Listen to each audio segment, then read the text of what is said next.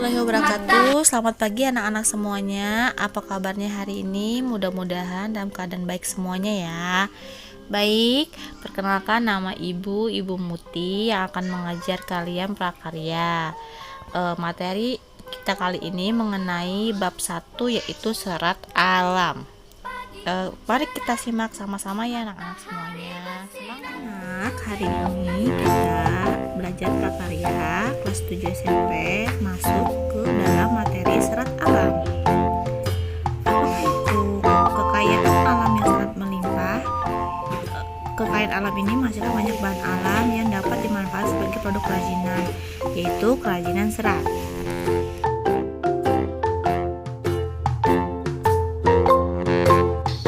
Kelas 7 SMP bab 1 yaitu serat alam.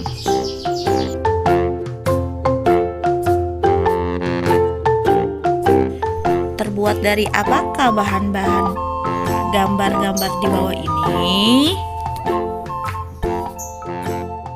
Ya, terbuat dari bahan apakah gambar-gambar di bawah ini? Yang pertama, eceng gondok. Iya, kalian tahu kan tanaman eceng gondok seperti apa? Yang kedua, pelepah pisang. Yang ketiga dari serat wol, dan yang keempat juga sama dari serat wol, yaitu dari hewan. Kalian bisa mengetahui tujuan pembelajaran kali ini. Yang pertama itu menjelaskan pengertian kerajinan dari bahan serat dengan benar. Kedua, mengenal jenis bahan serat untuk dijadikan produk kerajinan dari bahan serat yang terdapat di wilayah setempat dengan benar. Ketiga, mengetahui jenis dan karakteristik serat secara tepat. Keempat, mengeksplorasi bahan serat dan observasi di wilayah setempat secara mandiri. Jadi, bisa kita artikan serat adalah suatu jenis bahan berupa potongan-potongan komponen yang membentuk jaringan memanjang yang utuh. Bisa dipahami ya? Untuk lebih jelasnya, bisa kita baca mengenai pengertian serat alam. Bahan serat alam adalah bahan organik yang tidak diolah kembali melalui proses dan penambahan bahan kimiawi, sehingga keasliannya tetap terjaga dan diutamakan. Bahan serat alam dapat digolongkan menjadi dua ya, yaitu berasal dari tumbuhan, hewan, dan mineral. Tapi yang kita bahas saat ini berasal dari tumbuhan dan hewan saja ya. Lalu, sifat serat akan mempengaruhi sifat benang atau kain yang dihasilkan, baik dari pengolahan secara mekanik maupun secara kimia. Sifat serat terbagi menjadi dua, yaitu serat alami dan serat buatan. Karakteristik bahan serat kapas, memiliki karakteristik bahan terasa dingin dan sedikit kaku, mudah kusut, mudah menyerap keringat, dan rentan terhadap jamur dan mudah Baik, sekarang kalian perhatikan mengenai jenis dan karakteristik serat. Jadi, serat alam adalah bahan serat alam yang berasal dari alam. Limbah serat alam mudah diurai dalam tanah dan dibagi menjadi dua, serat yang berasal dari tumbuhan serta serat yang berasal dari hewan.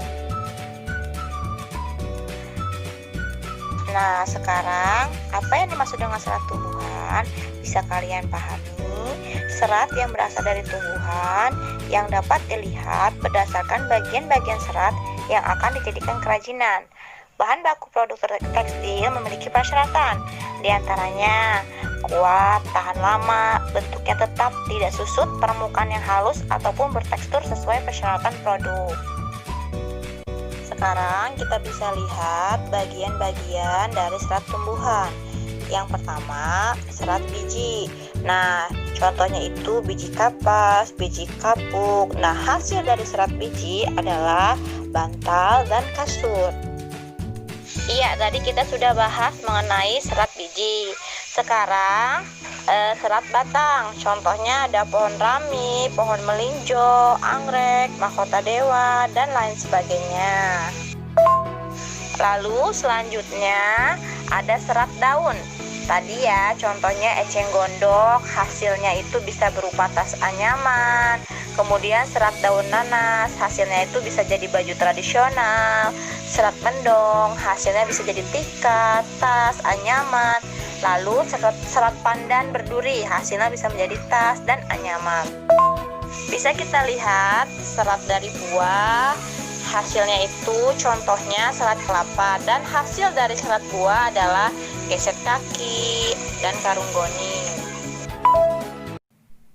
Setelah kita mempelajari serat berasal dari tumbuhan, sekarang kita akan membahas serat dari hewan. Serat yang berasal dari hewan banyak disukai oleh negara-negara Eropa. Serat tersebut memiliki tekstur yang lembut dan halus. Sifat serat hewan menghangatkan, sehingga orang-orang yang tinggal di daerah musim dingin sangat memanfaatkan serat ini. Bagian hewan yang dimanfaatkan seratnya adalah bulu.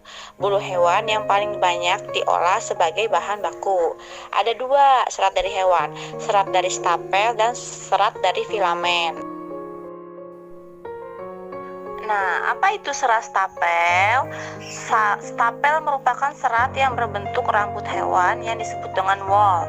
Contohnya domba, alpaca, unta, kasmir, mohair, kelinci, vikuna. Rambut hewan yang paling banyak digunakan adalah wool dari bulu domba. Selanjutnya serat filamen. Filamen merupakan serat yang berbentuk jaringan. Contohnya adalah serat yang berasal dari larva ulat sutra yang digunakan untuk membentuk kepompong. Kepompong inilah yang merupakan serat lalu dipintal menjadi benang. Nah, hasil kerajinan dari serat filamen adalah kain sutra, baju sutra, sarung sutra, sepatu sutra. Baik, pembahasan terakhir kita mengenai karakteristik bahan serat. Sutra itu merupakan kain yang populer untuk pakaian ya, karena memiliki sifat yang unik.